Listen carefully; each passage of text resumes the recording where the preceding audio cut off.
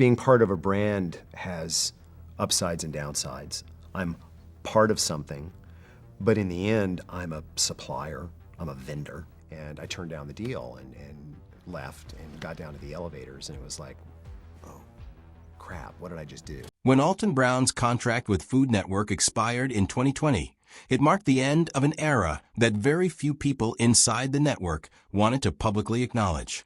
For 2 decades, Brown had been more than just a personality on the channel.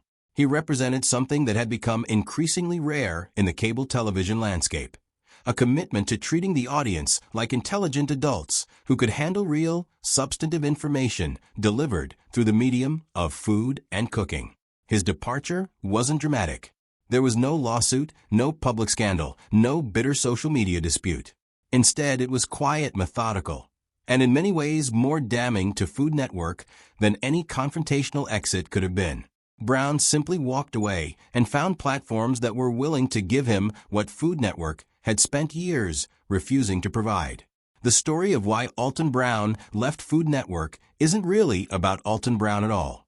It's about what happened to Food Network itself, how the network lost sight of what made it distinctive, and how one of its most essential figures finally reached the limit of his patience.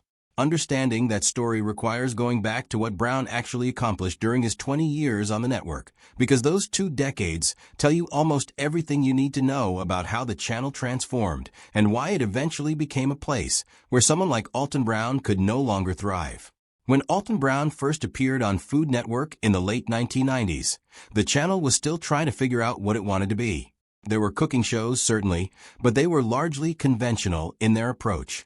Food Network was building itself around the idea that you could teach people how to cook, and that teaching could work on television. Brown arrived with a different proposition entirely.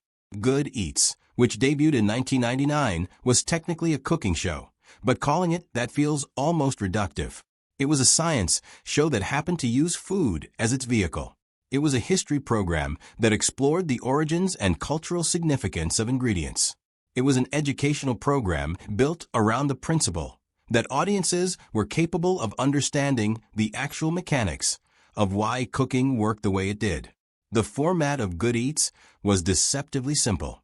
Brown would approach a particular ingredient or cooking technique, and rather than simply showing you how to execute it, he would explain the chemistry involved, the history behind it, the variations across different cultures, and the principles that made the method effective. He treated his audience as people who wanted to understand their food at a deeper level, not just follow instructions. That approach resonated in ways that surprised even the network. The show ran for 14 seasons and became one of the most consistently praised cooking programs in American television history.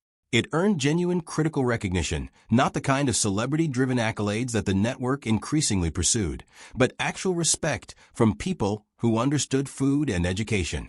What made Brown exceptional, though, wasn't just Good Eats. He also became the voice of Iron Chef America when that competition format debuted on Food Network. The show itself was entertaining, dramatic, and visually compelling, but it could have been just another spectacle without intelligent commentary. Brown's role was to provide that intelligence. When a chef made a technique choice, Brown could explain why that choice mattered. When there was a chemistry happening between ingredients, he could articulate it. His presence elevated the show from pure competition theater into something that actually had intellectual content. Viewers could watch for the drama and the competition, but they could also learn something meaningful because Brown was there to help them understand what they were seeing. By the mid-2010s, however, the network that had once celebrated Brown's approach was no longer particularly interested in it. Food Network had spent years watching its ratings and comparing them to other cable networks. It had noticed that the shows generating the biggest audiences weren't the educational ones. They were the ones built around personality, conflict, and drama. The network started shifting its resources and its promotion toward competition shows with high stakes and emotional manipulation.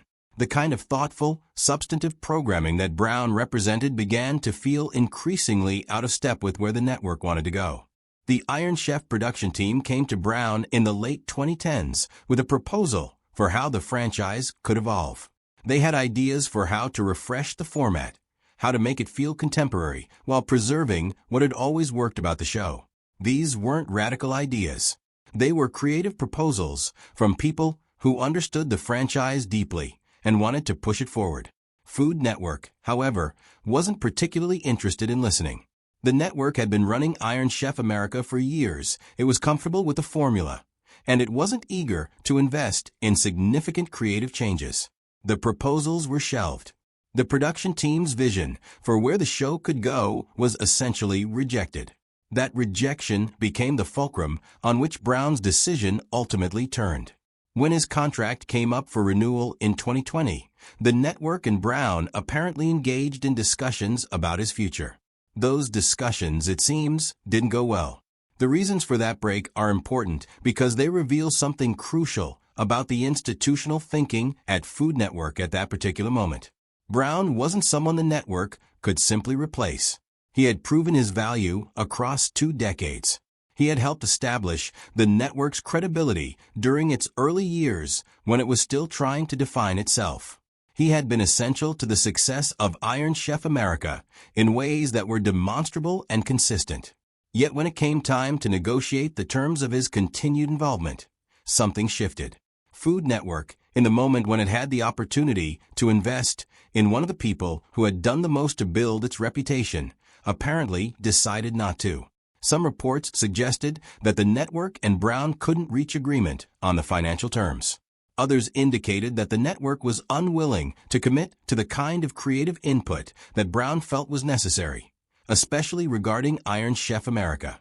Whatever the specific details were, the outcome was clear. Brown's contract expired, and Food Network chose not to renew it. What happened next is where the real story emerges. Rather than watching his career fade, as so many television personalities discover when their network relationship ends, Brown immediately landed on Netflix as part of that platform's Iron Chef reboot. He didn't have to negotiate for years or wait for opportunities. Netflix, which was aggressively moving into food content and was building a different kind of programming approach, said yes to the creative proposals that Food Network had rejected. The production team that had come to Brown with ideas about how to evolve Iron Chef got what they had been asking for. Netflix was willing to support creative evolution. Food Network apparently had not been. But the Netflix deal, while significant, wasn't the most telling part of what happened after Brown left Food Network. During the pandemic, he launched a YouTube channel where he created a series of low-budget cooking shows designed to help people prepare food with whatever ingredients they had available during lockdowns. These weren't slick productions. They were intentionally simple, filmed in his home, with a focus on practical information and genuine helpfulness. Those YouTube videos reached millions of people. They demonstrated that Brown's audience was capable of following him anywhere, that his appeal wasn't dependent on the infrastructure of a major network, and that people still wanted what he had always been offering: intelligent, substantive content about food and cooking. The significance of that YouTube success can't be overstated. Alton Brown didn't need Food Network. He never had needed it, really. The network had needed him, or at least had benefited substantially from having someone like him on its roster. But the institution had apparently lost sight of that equation. By the time his contract was up for renewal, Food Network may have calculated that there were other personalities who could fill his role, that competition shows with dramatic judges were more important to the network's identity than a host who explained food science, that the audience for intelligent cooking content was smaller than the audience for entertainment-driven spectacle. That calculation turned out to be a significant misjudgment.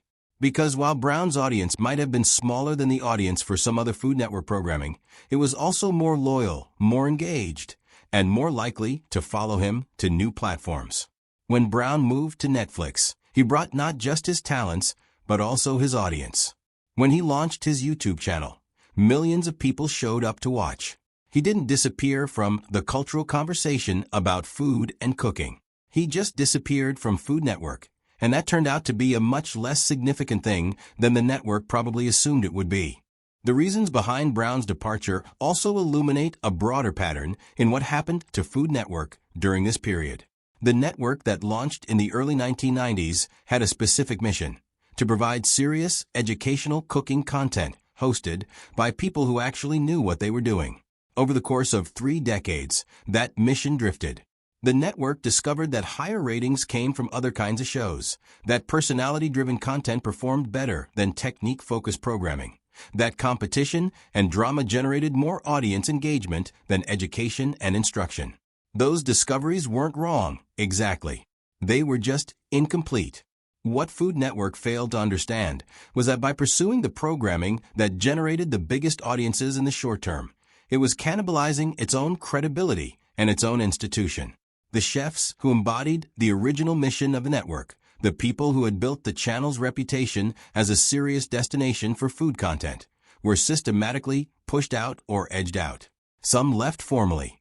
Some just gradually became less central to the network's promotion and programming. What remained was a network that had sacrificed its distinctive identity in pursuit of bigger ratings, only to discover that the ratings it was chasing could be found on any cable network that cared to pursue them. Alton Brown's disappearance from Food Network represents the final stage of that transformation. By 2020, the network had fully committed to being an entertainment network that happened to use food as its subject matter, rather than a food network that happened to entertain.